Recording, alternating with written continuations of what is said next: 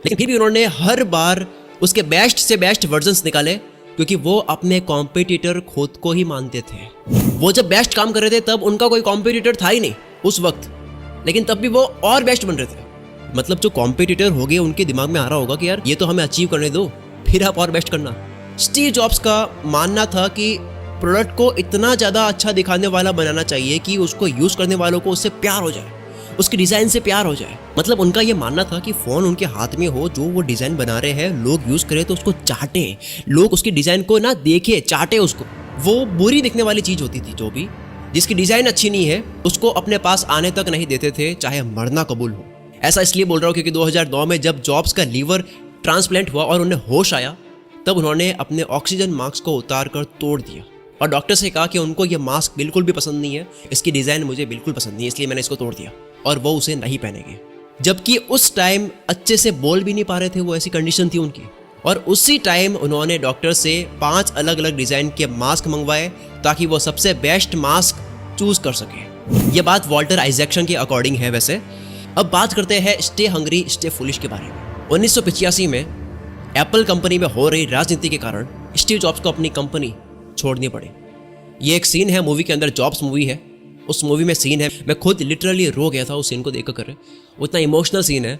जब उन्होंने कंपनी छोड़ी तब उनके पास इतना पैसा था कि वे आराम से रिटायर होकर अपनी ज़िंदगी गुजार सकते थे, लेकिन स्टे हंग्री स्टे फुलिश की थिंकिंग की वजह से, इस सोच की वजह से वो रुके नहीं और नेक्स्ट कंप्यूटर नाम की कंपनी बना दी। स्टीव जॉब्स के निकालने के बाद एक तरफ एप्पल भारी लॉस में जा रही थी, मतलब उनसे एप्पल कंपनी संभली नहीं, वो उनसे हो नहीं पाया क्योंकि उनके पास कोई अच्छा ऑपरेटिंग सिस्टम था ही नहीं, एक विजनरी बंदा उनके पास में था नहीं। और दूसरी तरफ स्टीव जॉब्स एप्पल से निकलकर दिन रात एक करके नेक्स्ट कंप्यूटर के लिए बेस्ट ऑपरेटिंग सिस्टम बनाने में लगे हुए थे।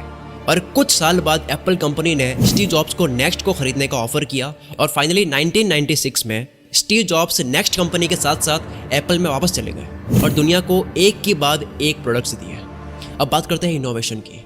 स्टीव जॉब्स का मानना था कि अगर आप नए नए इनोवेशंस के थ्रू लोगों की ज़रूरतें पूरी कर सकते हो, आप आविष्कार कर रहे हो और लोगों की ज़रूरतें भी पूरी हो रही है, तो उनसे आप लोगों से पैसा निकलवा सकते हो, ज़रूरतें पूरी करके आप चाहो उतना कमा सकते हो। जब एप्पल स्टार्ट हुई तब पर्सनल कंप्यूटर खरीदना हर किसी के बस की बात नहीं थी, लेकिन एप्पल कंप्यूटर आने के बाद ही पीसी का ट्रेंड शुरू हो गया, यानी कि पर्सनल कंप्यूटर का ट्रेंड शुरू हो गया, हर कोई कंप्यूटर खरीदने लग गया। जॉब्स ने पीसी को इतने इनोवेटिव तरीके से डेवलप किया, इतना सस्ता बनाया कि हर कोई उसे खरीद सके, और इतना आसान था वो, जिस तरह से ग्राफिक्स थे, जिस तरह से आइकन्स थे, फॉन्ट्स थी, इतना आसान था कि हर कोई चला सके।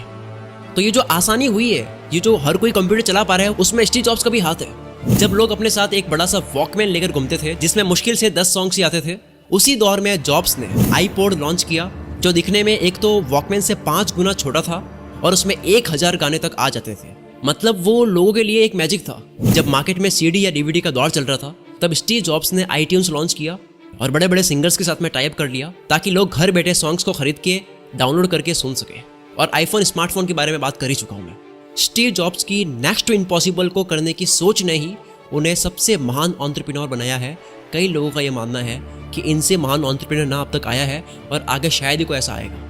जॉब्स ने कभी भी अपने प्रोडक्ट की मार्केटिंग पर ध्यान नहीं दिया, क्योंकि उनका सारा ध्यान अपने प्रोडक्ट को बेस्ट लेवल पर बनाने का होता था। शायद वे लोगों के इमोशंस और दिल को जीतने को ही मार्केटिंग मानते थे।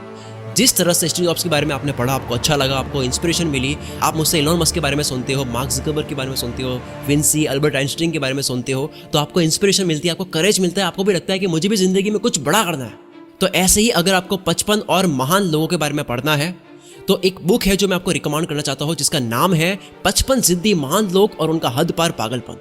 इस ई बुक की सबसे बेस्ट चीज़ ये है कि आप इसको कहीं से भी पढ़ना शुरू